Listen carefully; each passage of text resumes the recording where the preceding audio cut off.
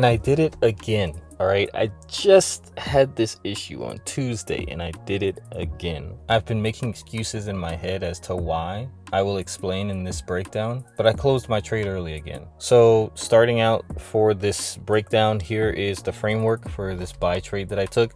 Initially, I was looking for sells because we were just so high already, beyond all-time highs. And last night I was telling a group of mine that I'm looking to short, but the model appeared and it gave me a long position. Okay, so I want to break that down here. So this morning we had news at 8:30 PCE index, and as you can see, my London high was already taken out shortly after 7 o'clock. So I did not go short here simply because this wasn't within my kill zone. So I waited towards the market open, and as you can see on both markets, price made its way down to London range low at 9:15. And if I just drop down to the 5-minute, you can see here shortly after 9:30 we got another push down. This push down at 9:30 took out London range low on S&P.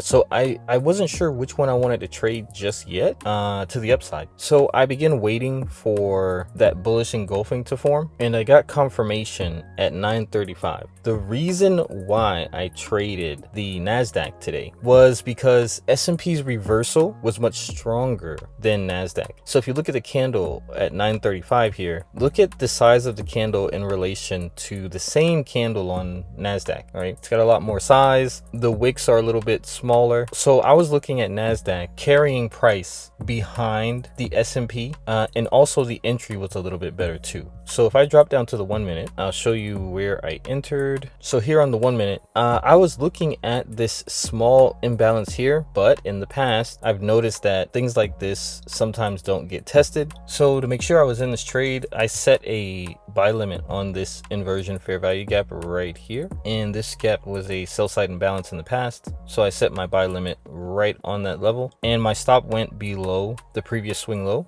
and from there I targeted 3R. Now in order for me to get 3R, look at how far price has to go beyond the high from 8 o'clock just for me to get my full trade. It has to go really far. This isn't a guarantee. When I need price to go this far beyond a previous swing high just to get my 3R, it makes me a little reluctant because I'm asking so much of price after breaking this high. So I wasn't too excited about having to wait for this, and you'll see what happens here once I hit play, but that was my target for 3R. All right, so I'm gonna hit play here.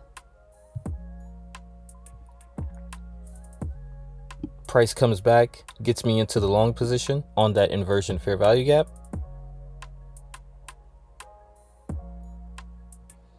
Price expands. Now take a look at this. Take a look at the price action on NASDAQ in relation to how it looks on the S&P. The S&P was much stronger and led much better compared to NASDAQ. I was confident that it would catch up, but as price crossed the previous high, I began to get a little nervous. When I saw these candles here start to consolidate, I closed right above the high and price went on to hit my 3R. Okay.